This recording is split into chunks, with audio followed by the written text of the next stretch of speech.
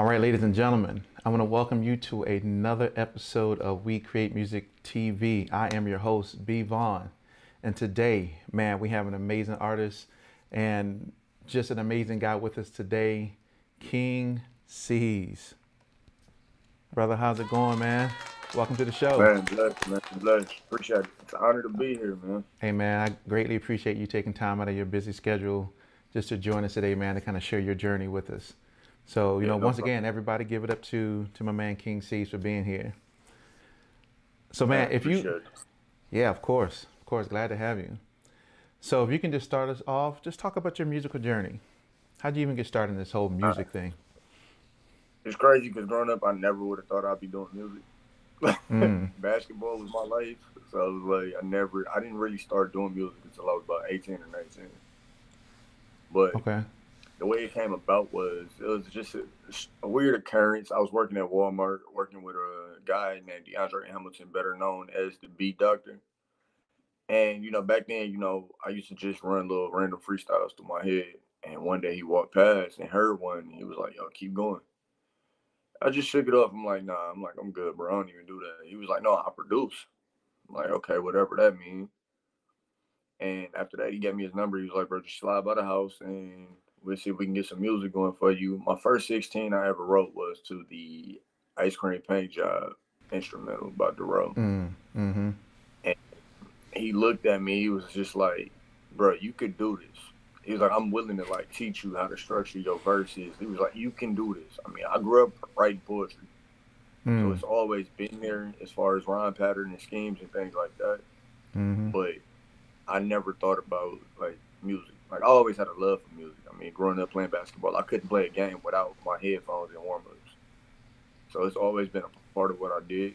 But as an artist, I didn't start taking my career serious until 2013 because that's when I really started to understand like you can't just put 5 songs on a CD and sell them and expect to go somewhere. Like you really got to understand the business of it. You got to understand how to market, promotions, doing shows, booking shows. I mean, but the best thing for me was I taught myself how to do all that. I didn't really start out with a team where I had a manager or booking agent. I didn't. I literally had to go out find people to help with those opportunities for myself. So I've always been a do-it-yourself kind of person.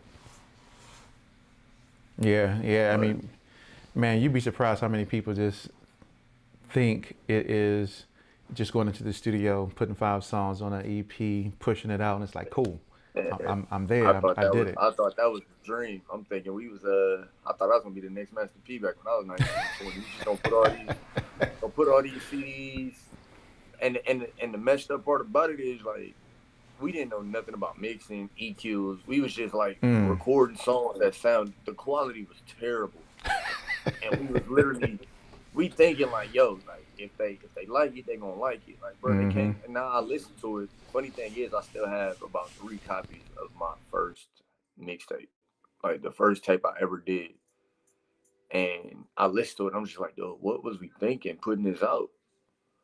But it's part of learning. It's the process of learning the industry. You really got to learn how to get in the studio and work with producers, work with engineers to better understand what it takes to put together music. Because we Mm-hmm. just thought we could buy a microphone, a computer, an interface, and go in here and record 6, 7 songs and be like, "Yo, we finna start doing shows."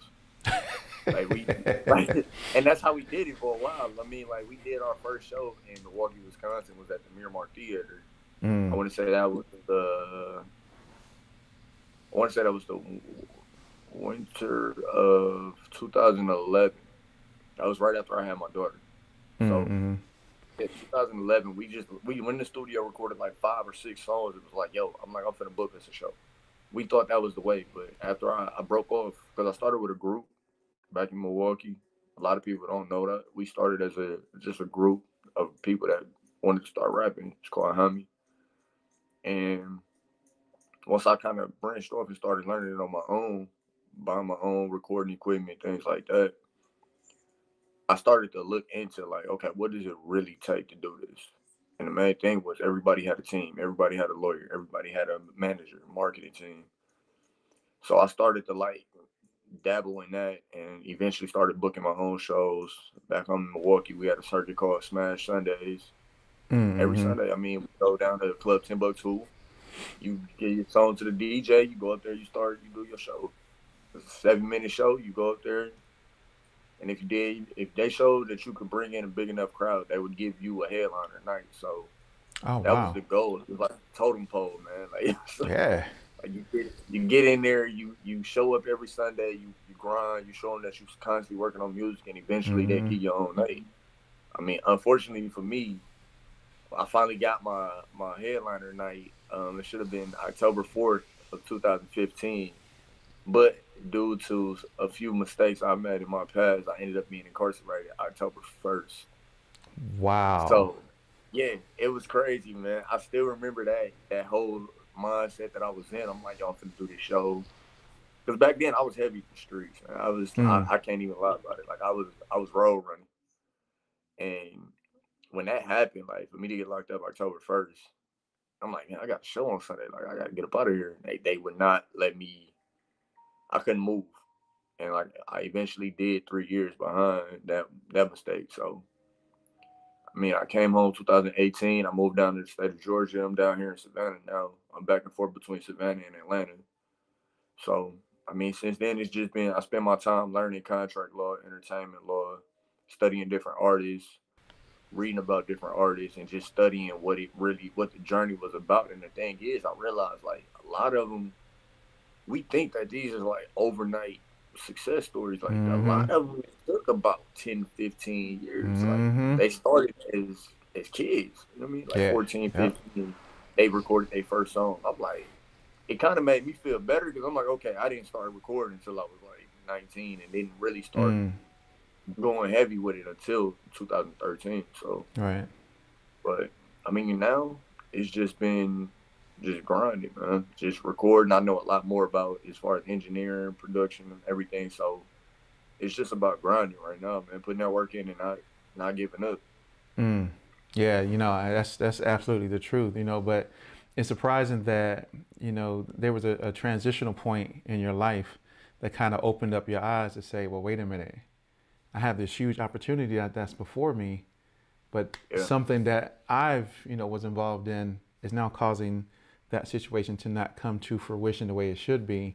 And you don't really realize, in hindsight, when you think about it, you're like, man, that could have been that moment. That could have been it that was. That moment. I'm so many people that were in that building that night because nobody. The crazy part is nobody knew I was locked up. Like nobody Wow. knew. I've always been somewhat of a recluse. Like if I go through Mm-hmm. something, I'd rather go through it by myself rather than put my problems on other people. So when that happened, I wasn't the person to be calling everybody, hey, I'm in here. Come. No, I was just like, yo, I did what I did, and you got to call for it, and you got to do that time. But I always tell my mom I'm big into like spirituality and theology and things like that. And I told her, I said in a way, I died in a way when I went to prison because life was still going without me. Everything that I was out here working for had come to a halt. And when I learned that, it was like, okay, so how do you come back? Like, how you gonna Mm. bounce back? Mm-hmm. Like, if you was doing it this way before, this is your reputation now. So, do you come back the same way or do you come back better? And my biggest thing while I was in prison was I kept my mind on a butterfly. It was Mm. as weird as it weird. It was weird. Like I kept telling my guys, I'm like, bro, I just look at it like we are butterflies right now. Bro. We just sitting in the cocoon, but it's up to you to rebuild yourself and build on that. Mm. Some people go in there, they focus on the physical. They want to hit the gym. They want That's to why they come get out. all like, I'd get rather out I'd rather swole. come out. I'd rather come out with this a little more Mm. swole. I was concerned with the library. You know what I mean? Law library, studying philosophy and theology and different forms of poetry. Like I said, reading about the industry. Like the prisons I was in, we could order books from other institutions if we didn't have them on hand, and so that's what I did. Started studying record labels. A lot of the things as far as my mentality, I owe it to Alan Watts and Carl Jung.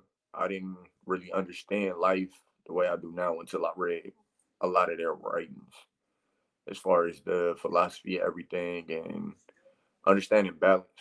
So once I kind of applied all of that to life, it got a lot easier. Like even the music got easier because it wasn't forced now. You know what I mean? It was more Mm. like just be yourself.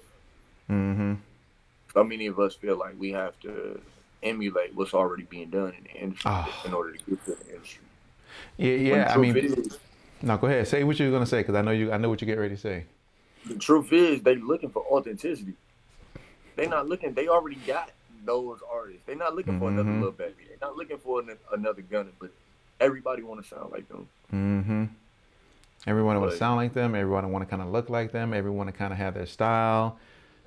And but I guess this is a question I always ask people too. You know, right? Because there's that dichotomy, because you got on one end you have the record labels who are pushing this, right? I mean, they're constantly pushing and pushing and pushing this type of look, style, attraction, whatever it is. But then on the other hand, you hear them say, "Oh man, we need individuality. We need diversity. We need things that to be different."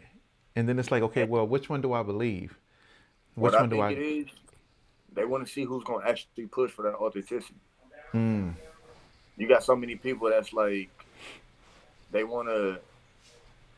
They think a lot of, and I've talked to a lot of artists, and the main thing that I get is they want to sound like them so they can try and get features. Like that's something that I didn't. I don't look at it and say, okay, if I want a feature from Gunna, I got to make a Gunna type song, something that Gunna would ride with. No, I just got to be me. Because honestly, what they don't get, money talk.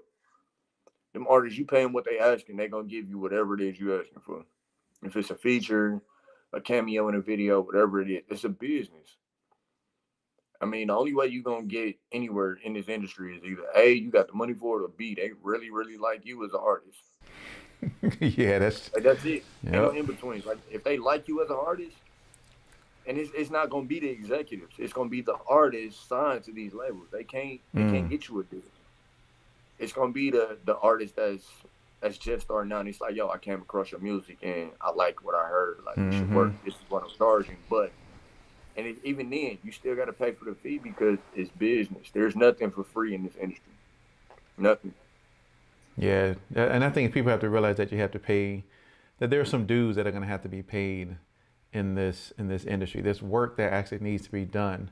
There's hustle and grind. There's a work ethic that people need to develop in order to really fully be successful. You know, that's why you kind of see, and I'm always amazed as when we look through the history of music, and I'll just say in rap music or hip hop music or even R&B or whatever you want to call it, right? I'm not even going to talk about country, and I'm not even familiar with country like that to even be able to reference any type of artist.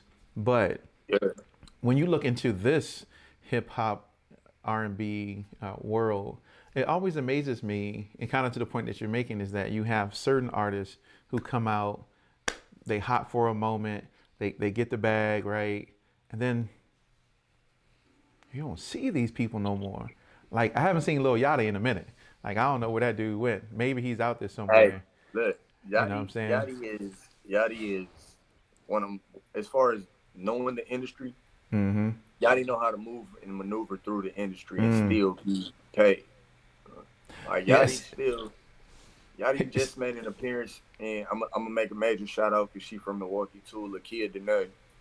She just released her video yesterday, and Mm. Yachty made a cameo in there. So I'm like, I told everybody, I'm like, dog, that's a good look because nobody's really been seeing Yachty. So for her to have Yachty in the video, that's a good look. Yeah, so it makes and I don't want to just point out Lil Yachty, right? So I don't want to just say Yeah, like this, it's just Lil Yachty by himself, but it's Lil Yachty. It's I mean it's a plethora, right? Lil Yachty yeah. was just the first person that just popped in my head, and there's another guy I don't even remember his, and that's the point. I don't even remember his name because he hasn't been on the scene in a while. He came out and he was just hit after hit after hit, It's like my but favorite artist right now is my favorite artist since he's been releasing music has been Kevin Gates, and everybody that knows me, they come to me mm-hmm. and they're like, yo, where your boy Gates at? Like, well, I'm like, dog, Gates is living life right now. Like, man, He's I living keep his up with life. Gates, man. He bought the farm. He's got his family out Mm. there. he's that's the time that he's choosing right now. And you know what I Mm-hmm. mean? Like that's what we all strive for. Get in, get your money, and get you and your family good. Mm-hmm. Like I'm tell everybody, I'm not. I listen to artists and they're like, oh, I want everything. Like I want the best of this. Ooh, man, that's 10 plus years in the industry if you're trying to do all that. Right. All I need is a 2 to 5 year run. That's all I need. I don't. Mm. I mean, because I know once I get the money, I'll be investing in it in other things that will continue to Mm-hmm. make money. Yeah, I you mean, know, I'm gonna that's continue to make music. That's what I mm-hmm. love to do. But the goal is to get the money to invest in other things. That, yeah. And I had to, I've been watching people in the industry who have been in this industry earn their money and then go off to do other things. Like I got to give a big shout out, and I've never met the guy, Tyler the Creator. Oh Like yeah, the stuff that this oh guy yeah. does, that's outside of music, but he gets paid. But he, Tyler I is a mean, tycoon, man. he's a genius. Like I don't care what people say. Tyler the Creator is a genius. Just the way his mind works. Not only is he great at music, but he's also great at other business endeavors, and that's kind of really what it is. It's because music is only going to pay you so much. You got so many people Yeah. who are trying to get their hands into that bag, right? Give a J. Cole reference because that's my favorite artist. But anyway, but right, Nothing people wrong with trying to that, man. I was just talking to somebody yesterday. I told him, I said, man, I'm finna adapt this J. Cole. Like, he's like, what? I'm like, no, J. Cole don't care what he dressed like. He don't care, but he still make good music. he do, and that boy don't care He what don't he he don't he care do. about the chains and it's like I'm getting to that point where it's not about the Mm, material things. It's about the substance and the value of life. That's what I'm mm-hmm. aiming for. Like, Yeah. don't get me wrong. Like I still got my dream cars, the dream house, stuff Oh like yeah. that. Oh But yeah. We all do. like chains and the designer club, like I don't care about all that, man. Mm. Yeah, I was having a conversation with somebody a while ago. I think Golden Doll, her interview, and she was kind Yeah. of talking about how, when she moved to Atlanta, she kind of got bullied while she was in school because she didn't have the latest designers, sneakers, designer jeans, and the bottom line is like, man, who really cares? Like, Who jeans cares? don't make a person, shoes don't make a person, you know what I mean? But it is the appearance, it is the facade that people put on to make it seem like they're successful outwardly, Yeah. but inwardly, man, they could be a complete wreck.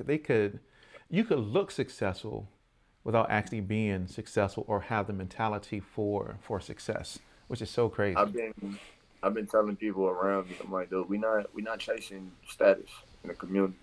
Mm, We not. I tell like the artists I work with down here. I got an artist named Black Ice that I'm getting ready to release a couple projects with. It'd be the first artist under BRMG, which is Born Royal Media Group. I just told him the other day, I'm like, yo, we can't be chasing status in the community. Like, stop worrying about what they see. You know what I mean? Go for what you know. Right now, the bag is all we worried about.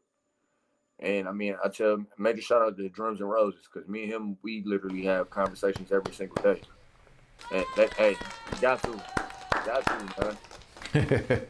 Drums and give it, Roses is the reason. Like even that, I mean, I suffer from a lot of people. A lot of people don't really know this about me. Like I said, I'm a big introvert. I don't mm-hmm, communicate unless I get a good vibe. And I mean, I go through a lot of anxiety and depression issues. mm, And so, and Drums and Roses, I don't know whether. I mean, that's my brother, so I guess he kind of pick up on it. And mm-hmm. he just called me, and he's just like, "Bro, you gotta get through this. It's all right. Like Wow. you good. Take that time that you need." Like he'd tell me, Yeah. like, "Dog, if you can't record right now, don't record. Just take some time off and get back to being Mm-hmm. you." But like I said, it's not. We not chasing status. You know what I mean? We chasing a legacy. That's the difference. Yeah. You got a lot of Yeah. people that's just chasing status. They want to look important to the community and to society, but Mm-hmm. we doing this to get away from society and everything. You know what I mean? Like we do this so we can maneuver through life the way we want to instead of Mm-hmm. how we have to. Yeah. I mean, I'm still working a 9 to 5, and it's not happy at all in my spirit. Like I'm not Mm. resonating at all with that. And it's like, okay, you can't just make a brash decision to just say, "Hey, I'm not gonna work a job." you literally have to find ways to maneuver and say, okay, even though I have to do this right now, let me make sure I'm putting effort into doing what I want to do. That way I don't have to do this for the rest of my life. So many people get caught up in that corporate America, working a job, retirement. I'm not that person. Like, I want to start living my life now. And I mean, music is the way. I mean, music helps me communicate. It helps me create. Music does a lot for me. The biggest thing is, like I said, it helps me communicate and get things out that I wouldn't usually share with anybody. But in the form of music, I'm able to make art out of it. So Yeah, that's what's up, brother. I was trying to find this quote because I heard this thing with from of all people, Jaguar Wright. You know what I'm saying? Like she's been going she's been going at it on yeah, YouTube, man. Like, but she said this quote, and this quote was when I heard it, I was like, oh, it was like. She said, and I can't get the quote right, so I was trying to look it up, but she said something about you're too busy trying to chase something. I can't remember the quote, but man, she was saying something about trying to chase something else, but you're not trying to chase legacy. But the way she said it, it was like it stabbed you right in the heart real quick, real yeah. I deep mean, you too. got I was like, so oh, many people just chasing gratification for today. They're not looking at the mm-hmm, long run. mm-hmm, Like I've been around people that have spent their lives to look like they was doing something in a nightclub. You know what I mean? mm, And then next day they wake up, you like, hey, yo, what you know, man? I ain't got no money, so I can't do too much of nothing today. Like, mm-hmm, that's no way to live. You know what I mean? right, Like, I wake up every day, I make sure my bills paid, and after that, mm-hmm, if I want to take myself out to breakfast, if I want to take myself out to lunch, dinner, whatever, I do that. You right. know what I mean? And that's what life is about. Yeah, and you know what? Life should be about that. Life should not be about being confined or the biggest thing I guess is trying to appease to others so that you can look a certain way so that then they could, include you in to what they're doing. I've heard certain producers, I'm not going to say names, but because I may have them on the show one day, but but but but I've heard certain producers, and for me, it is what it is, right? And I don't have any. It is what it is. But Zaytoven said in one of his interviews something about, uh, looking the part. Going out, spending the money, getting the chain, and looking the part, right? Because I guess producers are now seen as artists, and so we gotta look like we're famous. Now I can't get everything he said in the context of his interview correctly, but I know he said it. I know Scott Storch, I believe, said it before. Quote me if I'm Long wrong. story short, they So, expect you. My apologies for cutting you off. no, you good. They they teaching that fake it till you make it scheme, and it's like so many people get comfortable with that. They feel like they made it, and it's an illusion to them. Those are artists that you see like after the music is done, like after the fans have moved on, after you know what I mean, the music is slowed down. They don't know what to do. You know what I mean? Like Mm-hmm. that's the part I never want to see. Yeah, Mm. I never want to see that because once the Right. fans leave, your fans. I mean, you're always gonna have your core group of fans. That's the Mm-hmm. target. You want to have a core group of fans. That way, no matter what, your music will live forever. But for a lot of artists, that doesn't happen. They get that one summer where they make 3 or 4 hot songs and then they drop an album and that's it. Mm-hmm. And then they Yeah. don't know how to invest the money. They don't know how to. They just stuck. Nope. Yep. Now, I mean, I will give it to Zaytoven because Zaytoven has been very successful in this music industry, right? And so I don't want to knock, send any knock that way, or what people call, sending shade that way. But Yeah, when I heard that statement, I was like, well, is it really about wearing the latest, Jordans or having the latest designer jeans or wearing the nice chain? I mean, is that what we are really in this whole music thing for? Maybe some people are. I know for me, it's not. It's kind of what you said. It's kind of creating that legacy for me and for my family because I want my family to eat. I want those around me to eat. And I want my kids and my kids' kids and so on to be able to eat too, right? It is all about legacy. And if you have yeah. a very short, man, I wish I could find that Jaguar right. quote because man, when she said that, I was like, oh wait a minute, I need to rewind that. Let me go back and hear what she said again. But yeah, she said something Yeah. about you out here busy chasing something. You're not even chasing legacy. I was like, oh, well, I'm gonna find it, and then I'm gonna put it in the comments in this interview, so people know it is about legacy. It is about legacy, man. So even with that, brother, let's talk about your music and the legacy that you are seeking to build for yourself. So if you can just kind of just give some insight into your own music, and just bring our audience up to speed on King I Cease's always music. say, I always say it's my journal. I just when I get in the studio, that's where I open up. I mean, I tell everybody what I'm feeling. If if I make a song, it's either something I've done, I've been around, or most of my music is just me. You know what I mean? My experiences in life, and that's from every aspect of life.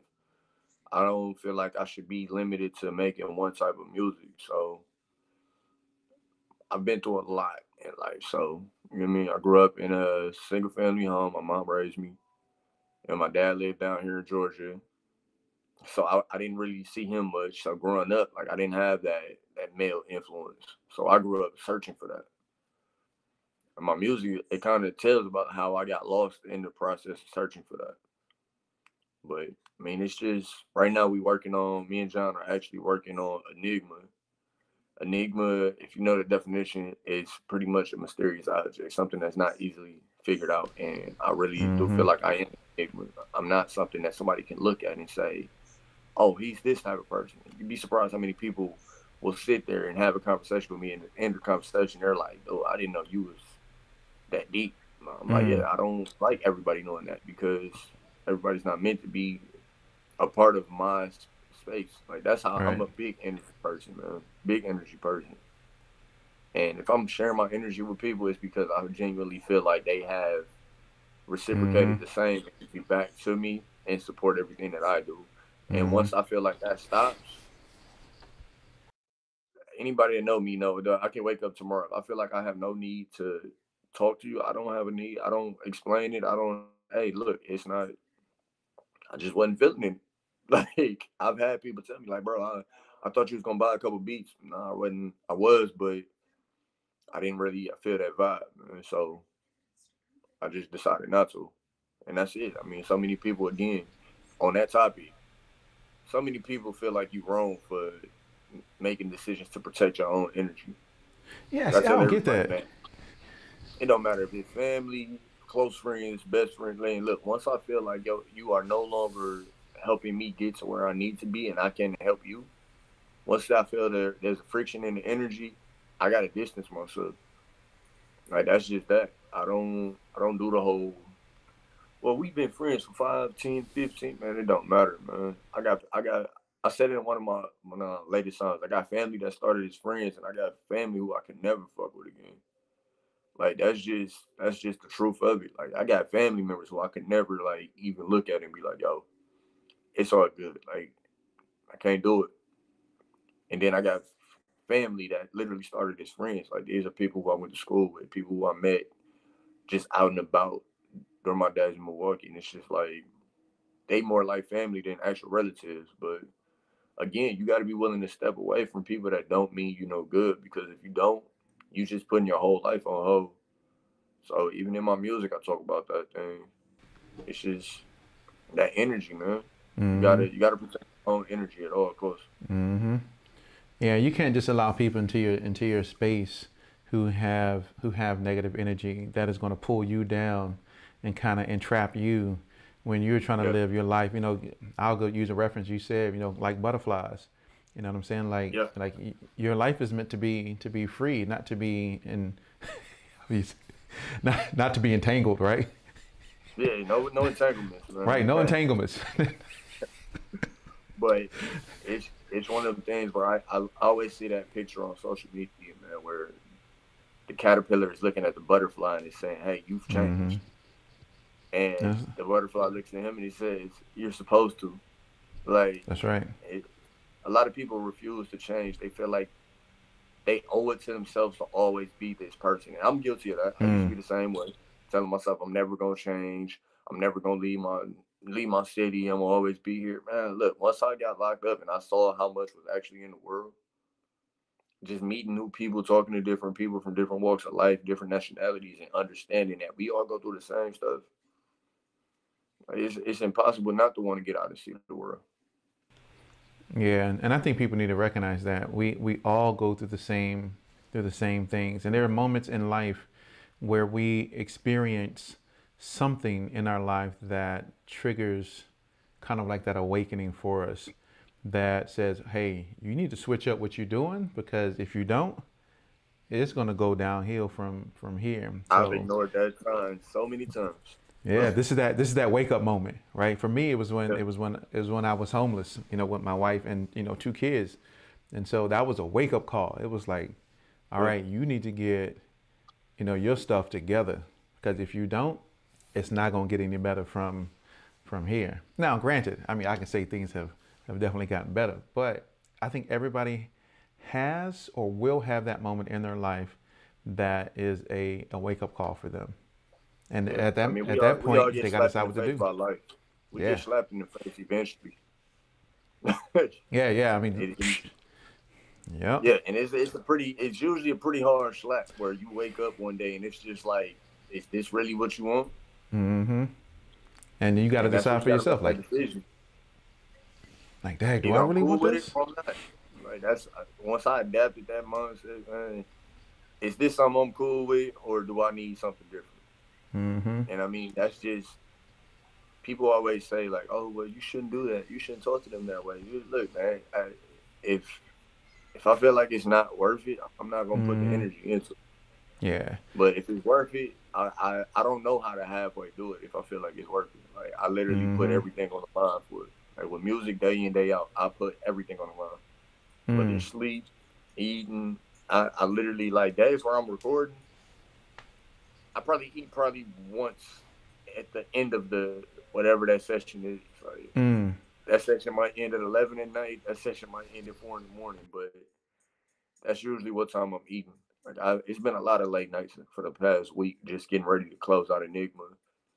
I'm debating on if I'm gonna do this. I'm a big Stranger Things fan, so I might be doing a project, a 3 song EP, just based around Halloween and things like that. So Drumz and Rosez will probably be on production for majority of these projects. So Hey, drums and yeah, roses, hey, drums Drums, and roses. that's that dude, man. I tell him all the time. I'm like, I actually sat with him last weekend, just watched him making beats. Mm-hmm. And that inspired me because that's all he thinks about. If Yeah. he's got time on his hands, Yeah. he's on his computer making beats. Like Oh, trust me, I know. that's I just him. know. Any in betweens, any I don't care what he doing. If he got time, he making a beat or he working on a beat. Mm. Well, I shoot, told him like that's wait till you see this mini documentary that we put together. yeah. He was telling me about it, man. I was just like, I can't wait to watch it. I mean, Oh it's just yeah, something that yeah. it's something It's to gonna be see dope. what we go through. Because a lot of people Mm-hmm. just think this is just peaches and cream. Like we just Nah, you nah. know, and even in that documentary, I don't want to get the whole thing away, but he really poured his heart out into that documentary. I mean, he told a That's side him. of his a side of his life that is like, wow. That's him. If he Yeah. love you and he's there with you, he doesn't mind sharing that with you because he wants you to know this is what I've been through, Mm-hmm. and it's okay because I understand that you've been Mm-hmm. through something, and that's why I tell him all the time, bro. I love him. That's my brother. I got his back no matter what. Yeah. I'm sitting here thinking about it. There's a lot of y'all from Milwaukee down here. Hey man, a It's, lot of people it's crazy because a lot of people still don't know about Milwaukee. That like I yeah. still get people. They're like, "Where's Milwaukee?" I'm like, "Wisconsin." Wisconsin. Like, how did that Like, yeah. no basic U.S. geography? But I tell them this one. When they ask me that, I tell them like, "You don't know nothing about Milwaukee?" They're like, "No, Google it, Google it. Right. Google it," Right. and then Yeah. they I come mean, back. Man, I ain't never known it was like, man, it's crazy up there. I pray for my city every mm-hmm. day. Yeah. Yeah. Yeah. Because I met several. I mean, but that's how I met Drums and Roses was through DJ Payday. And Yeah, so I met him through Payday and 40 Mil and Johanse. Didn't know all of them was yeah, from Milwaukee. And then that's how I met Drums and Roses, and that's of course through Drums and Roses how I met you. Yeah, I So, mean, he know how I am, man. I'm not. If he called me and say, "Hey, these good people, we good to go." mm, I don't need nothing else. Just let me know what time I got to be there, where I got to be, and how we gonna do it. mm-hmm, yeah, That's the type of respect I got for Drums and Roses. Like it's mm-hmm, just he can call me and say, "Yo, I need you here." I'm not gonna question it. I'm not gonna. If he say he need me, I know it's obviously for a reason that's gonna benefit me as an artist mm-hmm, as well as him as a producer and us as a brand. So just yeah. go with it. Those are the type of people you want around you. Like, You got that right.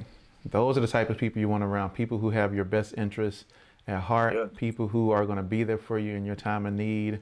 You know, I have a whole bunch of people that I know, but I only have a very close knit of friends, like real true. I was talking to a friend of mine the other day about this. It's like, you know, when you grow up, you know, the goal is to try to have a lot of friends. Oh, I need to be popular, have a lot of friends, right? yeah. Man, as I've gotten older, my circle has gotten smaller. The amount of people that I let into my space have gotten smaller. I kid you not, there's probably on a day-to-day basis, maybe 2 to 3 people that I really engage with on some like real serious stuff. And I've known these people for, you know, 10 years or more. But outside of that, I mean, I don't really get into a lot of conversations with, but I've learned as I've gotten older, I'm a huge extrovert, but I've learned as Yeah, I've gotten older to be more introverted and not let all that people into your that's me. space. I'm learning how to be more of an extrovert because everybody's like, "Dog, you can't be an artist and keep everything." I'm like, "But I tell it all in my music." They're like, Yeah. "But no, Yeah. we need to know you as a person." I'm just like, "Okay, Mm-hmm. I'm working on that, but I'm still not so sure as to just jump out there." And Mm-hmm. I'm a big overthinker, so if I see anything that might even seem like a slightly red flag, no, I'm good. When's your Like that's birthday? just me. When's your I'm a birthday? Cancer, man. July Oh, okay. 14th. Okay. Yeah, I'm a Virgo because Yeah, I know Virgos that way. We are procrastinators and perfectionists yeah. See, with to a fault. Cancers, we are just. It's crazy because like with me being a Cancer, man, if I care about you, I'm all the way out there. Like that's just Mm-hmm. it. Same thing with Virgos. But, Yep. but if I it don't take but one mistake with me. Like that's the only thing about Cancers. Like it don't take but one mistake. Like One. there's no coming back. Mm-hmm. Like there's no coming back. It's Yeah, like I've got a lot of I people agree. tell me they like, "Dude, you just like you don't take apologies, no, because you did what you did." Mm. Like that's just me. Like if anybody comes into my life and like I allow you to be a part of that, and then you know what I'm saying, you do something to hurt me in a way that you did it on purpose, Mm-hmm. you can't apologize for that. You did it on purpose. You did it on purpose. You meant to do You did what it you on did. purpose. You made that decision to do whatever you did, knowing I Right. would look at it and say like, bro, you can't. I ain't for none of that. That's the Right. biggest thing. Like me getting to know you, it's obviously things that I do that I'm not gonna be able to do around you. And it's like it's that way with anybody. If somebody Mm-hmm. don't drink, I'm not gonna go around them and drink. That's just me. If you don't, Mm-hmm. I'm not gonna come to your house. If you tell me, oh no, bro, I don't drink, but you say, hey, we having a kickback at the house. Why would I bring liquor knowing you don't drink and it's your house? Mm-hmm. You know, It's those you'd be little things. surprised.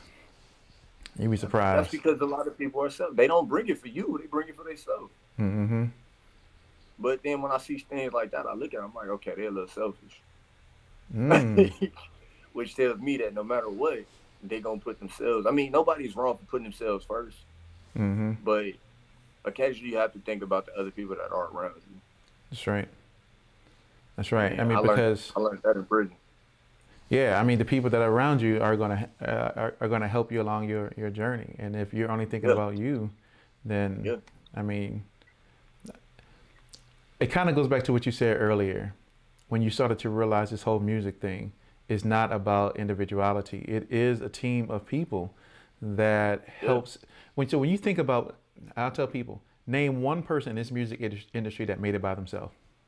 Nobody, Nobody. There's not a nobody. single person that can say, I am the only one, and I'm the sole reason that I made it to where I am today. Nobody, not even Timbaland, who's one of my favorite Right. producers, can't even say that because he had Danger Hands and Justin Timberlake that were working in their little collective group, and he still has people that kind of work with him and You know, if you ever watch the Timberland masterclass, he has people that actually help him make beats, and it's Yeah, I like, mean, it's impossible to do it alone, man. It's impossible. yeah, it's impossible to do it alone. So you know, it's good to hear that you have people around you. You know, especially someone that we know like Drums and Roses, and I know his heart Man, that he's I there can't with give you. He's them fighting enough with you. credit. Yeah, he's fighting with. I I know can't he's give gonna them see that. enough He's gonna credit. see this interview.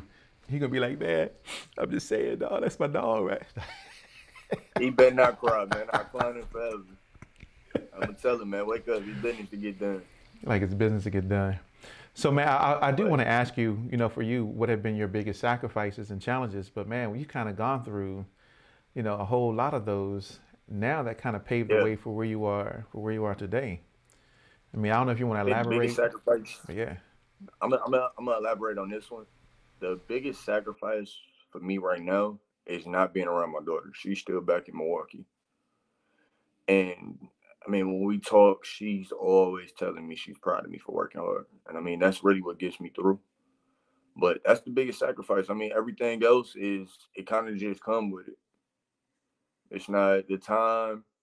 Time come with it. You're gonna sacrifice a lot of time. Energy, you're gonna sacrifice a lot of that. Sleep, you're gonna sacrifice a lot of that. That just comes with the pursuit of success. But that family time is that's a different sacrifice.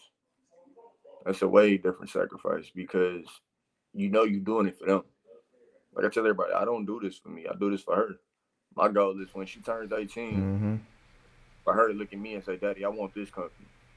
I can sign it over to her, and now she owns it. Mm. That's the goal. Like it's not about me. I don't want her struggling like I did. I don't want her to have to go looking for resources and looking for Mm-hmm. answers. Like I want to be able to give her the answers to get her started as an independent black woman when she turns 18. Whenever she decides, I tell her, whenever I get my house, she ain't never gotta leave if she don't want to. But the day that she do decide to say, "Dad, I think I'm gonna move out, get my own," I want her to have the knowledge that I didn't have at that age. Yeah, bro. Like I can absolutely concur because I have kids who are at the age where they could at this particular moment decide if they wanted to move out, they could. Yeah, But I know within my heart of hearts that they're not truly prepared to face the cruelty of this world, and I try to do my best to help them prepare themselves for what they're going to face. I mean, because you know, I mean, we've lived this life. You know, we've experienced the ups and downs, the ebbs and flows of what this world has to offer. They have not, and so exactly. I don't want my kids to struggle. I don't want them to have to go through what I went through. And my job is to create a legacy for them, such as you are trying to create a legacy for yours as well. And that's the overall goal because what people don't realize is that your life also has a direct impact and influence on our kids' lives too. What we end up getting involved in, what we end up doing can dramatically impact their life as well. Most And definitely. yeah, most definitely. I don't think people really realize that. But it, I tell my yeah, daughter all the time. I say, your daddy's a king.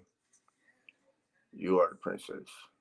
There's a certain way that you have to carry yourself as the princess, and understanding and learning that you're not gonna know everything. And I tell her, I'm like, you have to be willing to open up and learn from people who have already been there. I tell my daughter all the time, I'm never gonna tell her nothing wrong. I rarely ever yell at my daughter because I understand she's an individual. She's not my property. Even though she's my child, she's not my property. I still have to respect her as an individual, but at the same time, I have to be able to discipline her for her to understand that there's certain things that she can and cannot do. It's the same way with me. It's like yeah. I have people around me who let me know, like, see, you slipping. Like they understand Mm-hmm. that, yeah, I'm still me, but at the same time, we're all a team. So if I'm slipping, we all slipping, Mm. and they let me know that, hey, yo, Mm-hmm. like, you slipping. Like we need you back in the studio. We need you back. We understand you going through this. We going through that, but hey, Mm-hmm. you still gotta get work done, bro. So come on. Right. Yeah, I find it critically important to have a bunch of people around you that can call you on your BS when you out there messing up. And that's the clutchest thing ever. I used to have a bunch of people that didn't care Mm. whether I sink or swim. They didn't care because they was gonna continue to do what they was doing. Right. But after going through the situation in 3 years, I told myself I never, if somebody can't come to me and say, hey, I paid attention to something you did and I don't think that's the move for you, Mm-hmm. I don't need nobody around me that's just saying, hey, oh, that's Corey, he gonna do what he wanna do anyway. Mm. That's the biggest part. And it's just making sure that, like you said, the biggest word in this interview right now that you just spoke on was sacrifices. Yeah. Because it's It's gonna take it's sacrifice. it's gonna take sacrifice. No, you can't get nowhere in life that's worth getting without sacrificing something. Mm-hmm. Time, energy, sleep, love. It's something that you're gonna have to say, okay, Yep. right now I can't have this right now because I need to do this. That's right. And right now in society, you got so many people that's going with what they want rather than what they need. And they ended up in some situations that they don't need to be involved in. Not at all. Not at all. You know, nope, not at all. But man, it goes back to like the whole thing, man. Like, I don't know who said it. Maybe I think it was Ludacris. I think Ludacris said in one of his songs that rappers out here living lives that they don't really live. They got houses Yeah. that they don't really own. They got cars that they don't really own. They said at the end of the day, after that music video's over, they taking all that stuff back. Chain, car, clothes, everything. You left there butt naked, after sitting in your underwear after it is done. For what? You done shot this video looking like $1 million video, Mm-hmm. and you get back in your you get back in your car and And you your drive to hoopty. your apartment and you look in the refrigerator, you ain't got food, you ain't got. I Mm-hmm. mean, I'm not saying this to. I'm not clowning nobody because, like I said, I grew up. I didn't grow up as, like I said, we struggled, but we didn't go without. You know what I mean? My mom always made sure we was good. But it's Mm. been days. I remember them days where, you know what I mean, you Oh look in the yeah. refrigerator and it's, Oh you know yeah. what I'm saying, it's scarce. Eating Your peanut mama butter. tell you don't make nothing because you can eat the leftovers because she ain't cooking for 2 days. You know what I Yep. mean? Like that's the way we grew up. So I don't want my daughter growing up like that. I Mm. want my daughter going there, hey, go in the refrigerator to get whatever you want. It's in there. Yep. Me too. I ain't gotta worry about it. I want to be Yeah. able to wake up, and that's comfort for me. Waking up and be able to say, "Hey, I think I want to go grab some breakfast. I want to take a vacation and not having to Mm-hmm. budget. Like that's what I'm working for. Just being able to have experiences in life and not worry about things like finances because That's that's right. the biggest thing that stops a lot of people from being happy. And everybody says, Yes, "Oh, it well, is. money can't make you happy." It's not about the money. It's understanding that you need money to do the things that make you happy. That's right. That's all it is. That's right. And yeah, yeah, brother, I concur. I concur with that because you need money to do the things that make you happy. Like my Yeah, kids, it's my not. older, It's not. Go ahead. Go yeah, ahead. no, I was saying my younger kids don't know the whole situation with being homeless. They don't know that. My older kids do because they were there when they were real little when that Yeah. situation happened. So they knew the struggle that we were in, living in the Jeep, living in our Jeep, living in the hotel, living in an abandoned house. Like they know this whole story.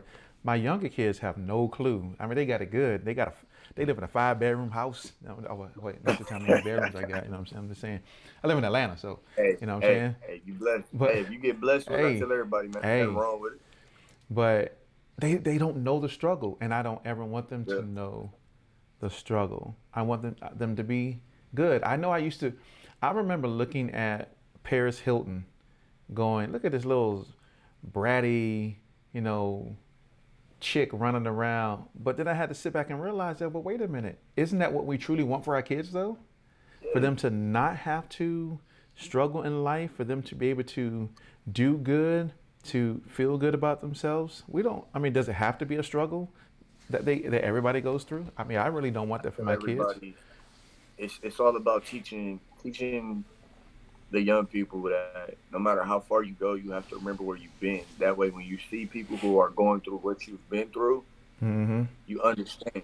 I tell everybody, understanding is probably the biggest thing to get you anywhere in life. Because if you don't understand why somebody is the way they are, Mm-hmm. you're just gonna look at them and say, "Oh well, I don't want to deal with that." But take time to actually understand people. Like if Right. I ask somebody, why are you so angry all the time? I used to have people ask me all the time, "Why are you so angry?" I tell them, I said, "Because I'm not happy." And they be like, "Well, what you mean you're not happy?" I said, "I really don't want to go into detail, but I'm not happy." But based off of that, it went from people feeling like I was mad at the world to just not being happy with life at that moment. I mean, it's those simple questions where you can just ask people. Like people don't Mm-hmm. understand how big understanding is because they Mm. just assume. With Paris Hilton, she didn't understand people that were less fortunate than she was because Mm-hmm. she's never been less fortunate. Right. So that was one of the things I had to like. T Grizzly said probably one of the biggest things of his last album. He said he spoke about how Kylie Jenner. I don't know the exact quote, but he said that Kylie Jenner was younger than him, so he should have more money logically. He said then he realized that it didn't apply to him because Kylie Jenner came from millions, he came from poverty. And when I heard it, I was just like, yeah, that's it right there. Like we look at all these people who have come from wealth, Mm-hmm. and it's like, man, I want that life, and they'll never be able to truly live because they've never had to struggle. Right. They've only seen the top. Like I think for people like us who have seen rock bottom, every day means everything. It means Every day that everything. we wake up, every day that you wake up, it means everything. That's right. It means everything. Now, don't get it twisted. I do understand the flip side of it. People watching this interview be like, "Well, you just don't want your kids to struggle." No, I really don't want them to struggle, but I understand that life But does bring its certain levels of struggle, and that through struggles, people learn how to actually grow and mature. I completely understand that, right? I mean, because TGT said it best. I guess it takes dirt for a grown man to grow. I mean, it does. You you do. have to go through certain things in order to really mature and to really grow, because if not, you'll stay in that adolescent. You know what I'm saying? Man, So I you wouldn't gotta be. you gotta experience stuff. I wouldn't be having this conversation with you had I not went to prison. Hmm. Like straight up, I would probably still. I just told somebody the other day, like if I still had been, I probably would have done a lot more time, if not have been in a box somewhere. Like it was just, it was crazy, man. But like I said, you got to go through stuff just to know who you are. It takes that isolation. That's why now I tell everybody around me, man, if you on my team, spend some time by yourself. Like take a couple days and just sit in the house and do nothing. Just listen to your thoughts, meditate, and really get to know who you are. Because when you do that, you can move in confidence, knowing that you know why you're doing what you're doing. Yes. Yes. People It's and easy. yeah, and I think that's something that people don't really realize is that you have to spend time with yourself, because if you continuously listen to the input of others, how are you really going to know who you are and what you think? How can you become self-aware? How can you examine your own, paradigms and perspectives if you don't take time to kind of study who you are as an individual? Oh Yeah, yeah, that's you key. gotta.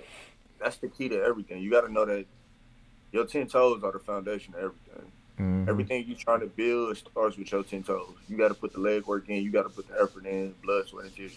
You have to do all that. Because as long Mm. as you sit back waiting on somebody else to do it, I hope you get comfortable because you're gonna be there for a while. Yeah, Like it, that's right. but I mean, for me, it's just like I said with the music. It's all about creation, man. Mm. Just like I look at this microphone every day, and I'm just like that keeps me going. Like knowing, like Mm-hmm. okay, you just spent the money, so now what you gonna do? That's right. Yeah, you don't bought this mic. What you gonna do with You it? done bought this mic, now what you gonna do? You be in the studio yelling at it. I'm about to spit bars on you. No, I'm just joking. About to God spit tell, bars hey, on you. drums will tell everybody, man. He be like, man, I need some more energy out of you. I said, bro, this is just me, man. He's like, no, we need some more energy. I said, bro, I be feeling like I'm yelling at the microphone when I give you. He's like, bro, Mm. that's what we need. But that's not Mm-hmm. me. Well, it's good to I'm real know. easy, Well, real it's easy going and just laid back, man. mm-hmm. Now I was gonna say it's good to know that he knows you as a person and knows what he needs in order to get that song to come out Yeah, the best way it can. Kind of like that Dr. Dre and Easy E relationship in the very beginning. we always look at Drake and 40. When Mm-hmm. me and him in the studio, we always look at Drake and 40 like Yeah. they are hand in hand. 40 can be on the other side of the world, and Drake can send him a song, and 40 will know exactly how it's supposed to go. And that's the relationship I'm building with Drumz and Rosez. It's like, bro, I want to be able to send you this, and you don't have to call me back and say, hey, how does this sound? How does that sound? When you get that type of producer or engineer, you can just send them a song and be like, yo, I need this mix mastered. I need it radio edited. And you know every time it's coming back exactly the way you wanted it. That's right. That's right. Yeah, that is the outcome of having a great relationship like that with a person that you're building with, not just personally but also professionally with music. But man, Speaking of him, random fact, he just texted me. Like, oh, he did. Yeah. I'm gonna text him Literally right just now, sent me a man. text. Like, what's good, brother? No, but yeah, he's super good dude.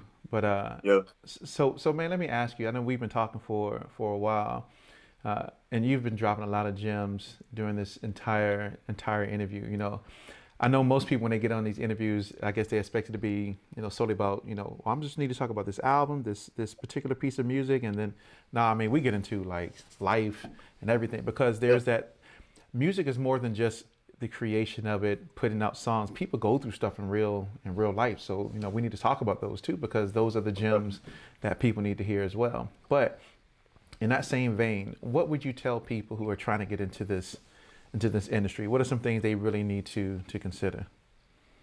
Rule number one, man, if you're not built for this, do not go for it. If you can't take heartbreak, if you can't take being alone, if you can't take, it's a stressful life, man. It's not, a lot of people think this is just, oh, they rap, it's fun. No, it's not fun. Y'all don't see them nights where we don't know what to do next.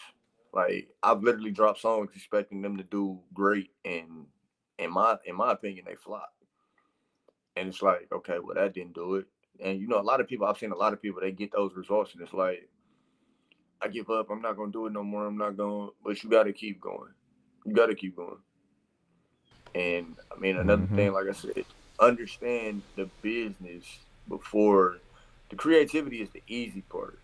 That's the part that you don't have to really study until you get to another level in your career. As you advance in your career, there's going to be different things that you have to work on. But like right now, me recording, I'm really with the pandemic going on, we're not really doing shows. So I've been more so focused on my vocal presence on recordings rather than my stage presence. But once everything's open back up, I know I have to get back into, what I mean, get back in shape, working on my cardio just so that way once we do shows, I'm back in shape and I'm Mm-hmm. actually able to get up there and have a stage presence because I've seen a lot of rappers get on that stage and they out of They'd be breath like, halfway through. Yeah, they halfway. right. Hey, they Mm-hmm. push it. It's a marathon, man. Nipsey always said it's a marathon, and that's what everything. And It it's is a just marathon. you gotta pace yourself. You can't. Everybody want to get in this booth and drop a hit single that fast. Mm-hmm. You gotta work your way to that hit single. You gonna go through a lot of songs that don't get picked up. You gotta get to a lot of songs that nobody likes.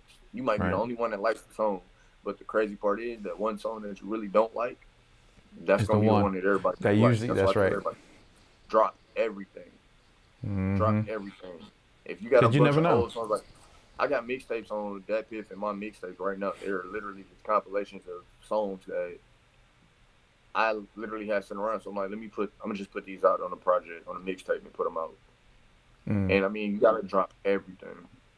And it's Mm-hmm. not another thing that get you a team that you trust. Don't get the team just because they give you all these promises and, oh, we can get you here, we can get you there, because what they're not telling you is you're not going you're gonna get where they telling you gonna get, but they're gonna be a lot further than you are. Like, that's just truth in it. Like, a lot of these people, they say, and that's including managers, promoters, club owners, DJs. They make it sound good, but if they don't have a genuine respect for you and your craft, they don't care. They just in it for the money. As long as that money on the Mm-hmm. table, they're there for you.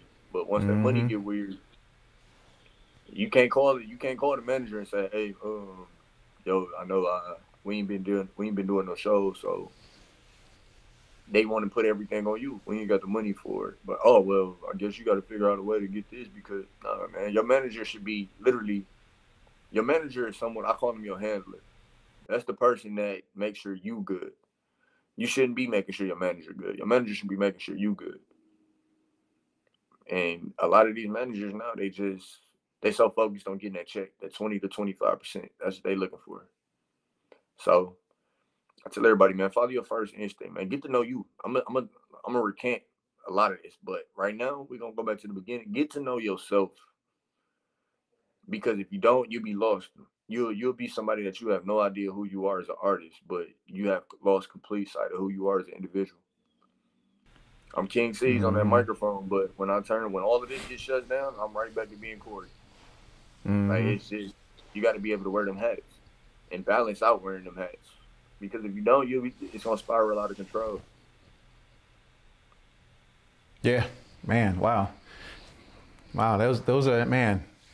I always tell people, I said, when we get to this part, like, that's gems. People need to really realize is those things you just said, specifically, take time for yourself.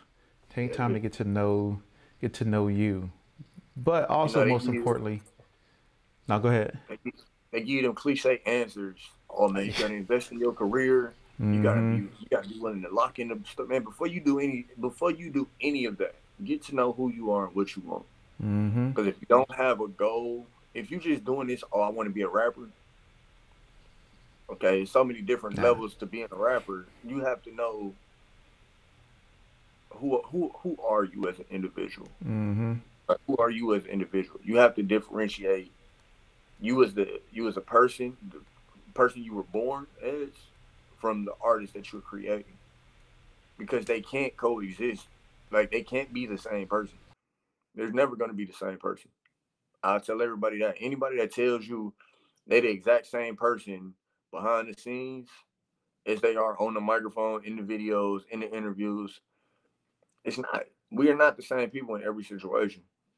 I tell everybody, I don't behave the same way I would with my friends as I would with my daughter. I don't behave the same way as I would with Drumz and Rosez, the way I would do with my blood brothers and sisters. Like, you know what I mean? Like, me and John, we kick it, we hang out, we talk our shit, we do all that. But when it comes to business, you got Drumz and Rosez, Khing Ceaze, then on the other end you got Johnny Corey. When we hang out, Johnny Corey. When it's time to get business, Drumz and Rosez, Khing Ceaze. That's it. Yep. And you got to be able to hit that switch when you have to. I mean, business is business. Like, these interviews, I tell everybody, I love doing interviews because it gives me an opportunity to tap into who I really am. Not just as an artist. I don't come on interviews with an ego. I don't come in with, oh, I'm Khing Ceaze, I'm a rapper. No, end of the day, I'm me. Like, this is where you get to know the artist. That's right.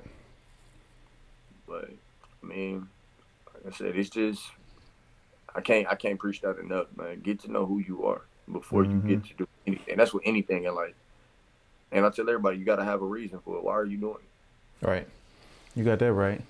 But nah, man, you said something in there that's critically important, is the team that you get around you, you have to trust that team, and they have to be completely 1,000,000% bought in to you as that artist, as that producer, or whatever it is. And they want to see you grow, because in the very beginning, the money is not going to be there. It's just not. And so if that is what they're looking to get out of it is money, then maybe this ain't the right relationship. Then maybe this ain't the right. That's right. Don't go looking for it. Your team will find you. That's the crazy part about it. Your team will find you. Don't, because when you go looking for it, you're in a vulnerable state. I mean, like, you give them the power to say yes or no, or accept or decline. Like, I can go to anybody and be like, "Hey, would you manage me?" Well, what do I get out of that? That's the first thing they're gonna say. That's right. But if you allow a manager to see the talent in you, he'll come to you and say, "Hey, you got potential. I want to help you get to where you got to get to." Right. And you know, it's not even. Go ahead. No, I would say, you know, because talent is one part, right? You can have all the talent in the world, but if you don't have the work ethic to go with it, then it's like, great, you're a talented artist, but how are we really going to accomplish whatever dreams you have if you're not really really willing to put in the amount of work that's necessary in order to achieve it? And that's where your team comes in at, because if your team, you can't have a bunch of yes men around you. Nah. Because with yes men, you could wake up every day, they call you and say, "Hey, you going to the studio?" "No, not today." "Okay." All right, cool. All right, I'll catch you later then. All right, just hit me when You know. when you want to get into it. No, a team that really wants to see you achieve your dream will tell you, "Hey, yo, get up. I'm on my way over there to come get you. You go grab something to eat before we go to the studio. Yep. But we got to get in the studio today." Yep. They push Yep. you. They push you to be better. If they not doing that, I don't want nobody. I don't like yes men. I have no respect for Mm-hmm. yes men because they're cowards. Mm. That's how I look at it. I'm gonna say it. They cowards. A yes man Mm-hmm. is a coward. It's somebody that's not. They don't have enough heart to look at you and say, "Yo, you you you messing up, bro. This ain't what we Mm-hmm. came here for." Yes men will Yeah. literally let you drive to a brick wall and then look at you and say, "You did the right thing." Yeah. Yeah. I look. You can't have yes men around you. That's not going to be good for anybody's career, especially somebody who's trying to make it because there's going to be no pushing. But man, brother, it has been a pleasure having you on today, man. So tell people where they can I find you, how appreciate they it. can get in contact with you. Um, uh, Facebook, Khing Ceaze. It's both a personal page as well as my fan page on Facebook. I do use Instagram and Twitter a lot more. I'm getting back into the Twitter thing. Yeah. Twitter is I am underscore KHINGCEAZE, as you can see under my name here. Music is available on all major platforms: Spotify, Tidal, Apple Music, all of that good stuff. So, I mean, just I'm always open to connecting with new people. So anybody that does, feel free to reach out, man. I'm looking, like I said, I'm working on becoming more of an extrovert, but it's a process. That's all I'm gonna say. It's a process, you know. So reach out, man. I mean, like I said, Twitter, Instagram, Facebook. And I mean, if anybody is interested in conducting business, my email is kingceaze@gmail.com, and that's including features, shows, any of that. Anybody's looking to do any type of business, I'm open to it. Man, that's what's up, brother. So, man, Khing Ceaze, man, it has been a pleasure having you on the show today, man. Just getting to know you more. I know we chopped it up just a couple of times through IG, but man, it's a pleasure Yeah, getting to know you, and I greatly man, no appreciate you problem. being here on the show today, brother. So stick No around for just problem, a man. moment as we get ready to wrap this up, and so, ladies and gentlemen, so once again, my name is B Vaughn. I am the host and creator of We Create Music TV. Thank you for tuning in to another episode. You can always catch us every Monday and every Thursday at 7 p.m. And of course, you can always catch us throughout the week as we continue to drop other content in relationship to like our master classes, our conversations that we have. So make sure you tune into the new conversation that we have coming up on music production with five-time Grammy Award winning producer, gold and platinum producer, Focus. We have a multi-talented music producer and film composer, Lionel Cohen, and we have a multi-talented, multi-platinum producer, Will Power, joining us for our panel on October 22nd. So make sure you tune in to the conversation on music production. And with that being said, ladies and gentlemen, thank you very much for tuning in. You can always check us out at www.wecreatemusic.tv. Thank you once again, and we are out, ladies and gentlemen.